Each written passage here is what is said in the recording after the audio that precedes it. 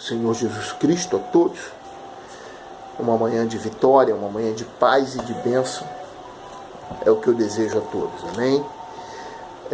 Quero trazer um tema para a mensagem de hoje, porque eu vi já, logo cedo, um testemunho com esse tema que eu estou dando, que falou o meu coração, edificou a minha fé. O tema é Deus é fiel. Aí você diz, pastor, eu escuto falar isso toda hora, eu vejo, mas eu quero que você entenda isso na profundidade da informação. A fidelidade de Deus, irmãos, amados domésticos na fé, essa fidelidade ela transcende o entendimento do homem.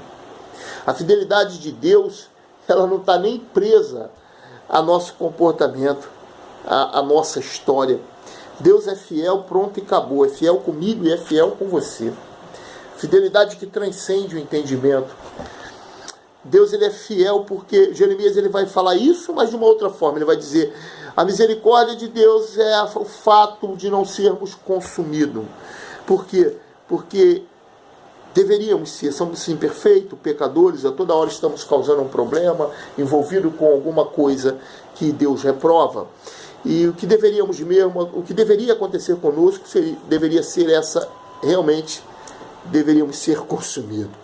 Mas a fidelidade de Deus, a palavra dele, e Deus que conhece a minha estrutura e a sua estrutura, tem nos preservado. Deus é fiel. Guarda isso no teu coração, independente da circunstância. A fidelidade de Deus permanece. Permanece. Deus permanece fiel. Amém? O texto que eu quero tratar essa manhã é o 1 Reis, a narração que está em 1º livro dos Reis, capítulo 18, versos 41. Diz assim, então disse Elias a Acabe, sobe, come e bebe, porque já se ouve ruído de abundante chuva. Subiu Acabe a comer e a beber. Elias, porém, subiu ao cimo do Carmelo, e encurvado para a terra, meteu o rosto entre o joelho, e disse ao seu moço, sobe e olha para o lado do mar. Ele subiu, olhou e disse, não há nada. Então lhe disse Elias, volta. E assim por 7 vezes ele fez isso. Na 7ª vez, ele disse, eis que se levanta do mar uma nuvem pequena, como a palma da mão do homem. Então disse ele, sobe e diz a Acabe, aparelha o teu carro e desce, para que a chuva não te detenha. Amados, deixa eu lhe falar algo, porque isso às vezes, isso toda hora está acontecendo com o nosso ministério. Deixa eu trazer à sua memória a existência da revelação que Deus propôs colocar no meu coração para ti e para mim essa manhã, porque já me edificou. A palavra primeiro edifica o pregador. Elias é profeta de Deus e profeta conceituado. Elias, ele está vivendo uma época em que Acabe é rei, e Acabe ele é instigado por Jezabel, sua esposa, Ciro Fenícia, a fazer e a cometer vários processos de idolatria em Israel. Israel está sofrendo muito com a idolatria, causado por esse casal, Acabe e Jezabel. E Elias, ele então profetiza que não vai chover e fica um período sem chover. E agora Elias volta para falar com Acabe, e Acabe está à procura de Elias para o matar. Por que eu sei disso? Porque a narração vai dizer, a narração, o texto, né, que nós lemos, o que antecede o texto, vai dizer que Elias primeiro encontra com o mordomo de Acabe, e o mordomo diz para Elias, olha, Acabe investiu em te procurar em todos os lugares, porque ele queria te matar. Depois que Acabe encontra com Elias, Acabe vai dizer para Elias, tu é o perturbador de Israel. E se Deus não está na vida de Elias com certeza ia ser morto. Mas Elias propõe, vamos pegar lá seus profetas e eu vou te provar que você que está errado. Eu vou te provar que existe Deus em Israel e você está ferindo as leis de Deus. E aí acontece lá aquele efeito, aquele fato de 850 profetas ficarem clamando ao Deus dele e nada acontecer. Enquanto Elias restaura seu altar, clama a Deus, o fogo lambe até a água que tinha ali. Nós sabemos da narração. Então, os 850 profetas, 450 profetas de Ázares e 400 profetas de Baal, eles são assassinados ali. E Elias olha para Acabe, aí é que eu vou começar essa mensagem, essa manhã. Elias olha para Acabe e disse, Acabe, eu ouço ruídos de grande chuva, de temporal. Pega teu carro e vai. Só que, irmãos, presta atenção. Se Elias ouviu o ruído de grande chuva a ponto de dizer para o rei que vai chover, por que ele vai para o Carmelo? Sabe por quê, irmão? Porque Elias é sujeito à mesma paixão que nós. E bate dúvida no profeta Elias. Ele diz: Deus, eu estou ouvindo barulho de chuva, só que eu olho para o céu, não tem nenhuma nuvem. E Elias, amados, ele conhece, desde lá do passado, as leis da natureza. A natureza é a lei que próprio Deus fixou. E quando ele criou o mundo. Então, esta lei, ela ordena os acontecimentos no mundo de acordo com o princípio de causa e efeito. Para ter o efeito chuva, tem que ter uma causa. E essa causa, amados, nós sabemos como é que ela acontece. Apesar de, deixa eu te dizer uma coisa, apesar de que Deus, muitas vezes, ele vai contra as suas próprias leis para abençoar o ser humano. O homem de Deus dispara sol e o tempo ele foi o dia mais longo que existiu na época. Os homens Ananias, Misael e Azarias são jogados numa fornalha de fogo. O fogo deveria consumi-los, mas não acontece nada. Ele sai dali sem cheiro de fumaça. Então, Deus ele interfere nas leis que ele próprio criou para nos abençoar. Essa é uma palavra que eu quero deixar essa manhã. E aí Elias ele olha e diz assim: Deus, para que haja chuva é necessário que existe um processo, existe um fenômeno climático. Para que esse fenômeno climático chamado chuva venha a acontecer, eu sei o que precisa. Eu preciso de água aqui na terra. Eu preciso que o sol, ou outro processo de aquecimento, ele venha fazer essa água aquecer a ponto dela evaporar, se transformar em vapor de água, se misturar com o ar, subir e fazer aquelas nuvens negras formadas no céu. A partir daí vem uma massa de ar quente. Aleluia. E essa massa faz com que condense e a chuva cai de imediato.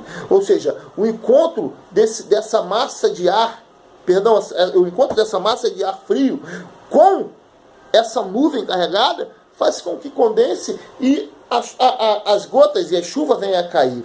E aí agora Elias olha para o céu e diz: não, esse processo não está acontecendo, o céu está limpinho.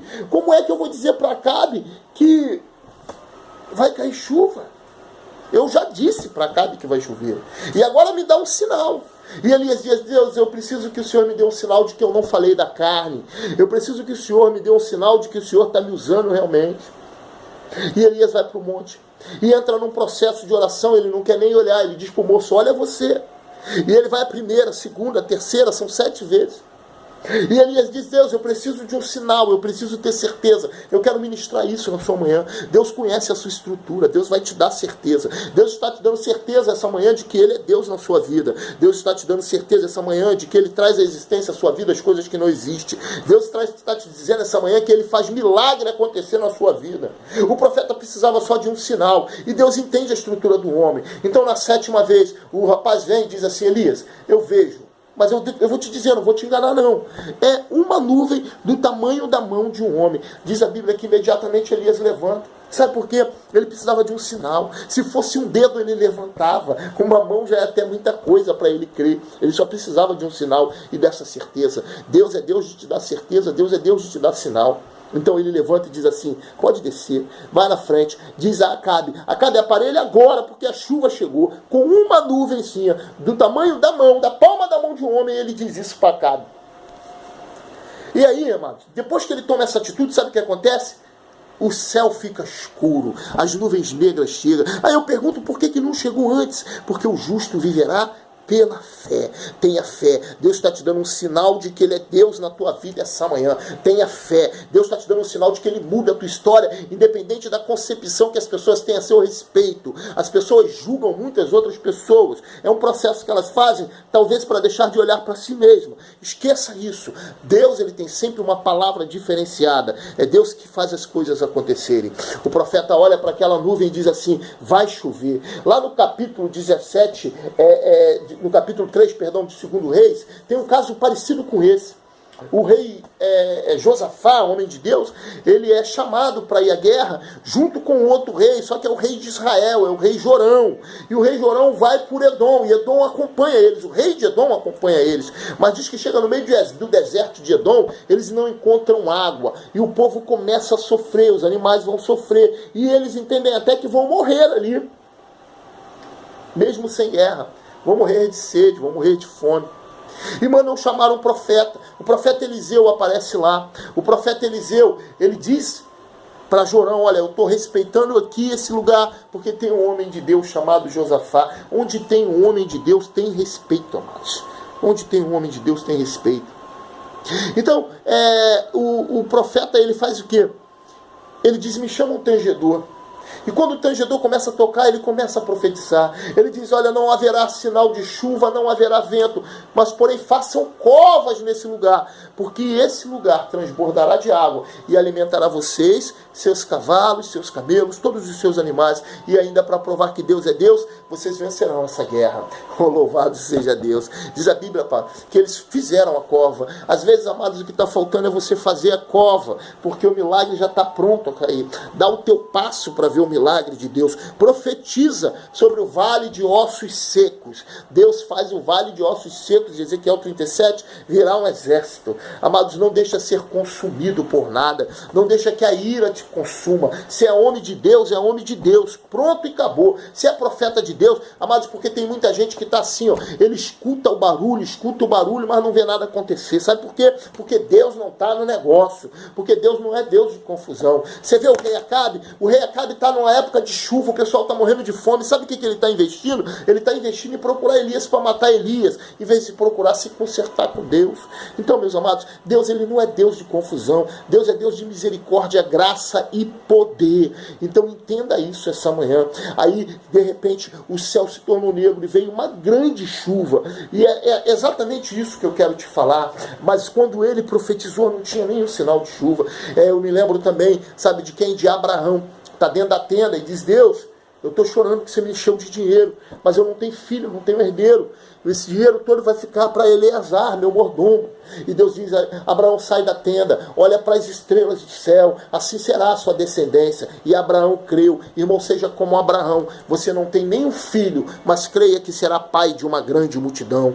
Deus é Deus que ele muda o fenômeno da natureza, ele traz a existência, ele pulou o processo da chuva. Jesus vai a uma festa Caná da Galileia, e existe um processo para se transformar, para se chegar a um vinho bom, um vinho de qualidade. Mas Jesus diz: bota água aí nesse negócio, e bota água, e ele manda entregar o mestre-sala. Sabe quem é o mestre-sala? O mestre-sala é o especialista, e ele diz assim, ó: quando eu faço milagre na tua vida, você vai para o especialista. Não precisa ter medo não, eles vão confirmar o milagre. Eu vim essa manhã profetizar milagre de Deus sobre a sua vida. Ainda, amados, que exista dúvida, ainda, amados, que existe muito processo, ainda que você olhe e diga assim: eu falei que vai chover, mas não estou vendo nada. Não vai chover. E eu profetizo, nessa manhã, chuva de bênção sobre a sua vida. Que Deus te abençoe rica e abundantemente. Amém? Deus abençoe.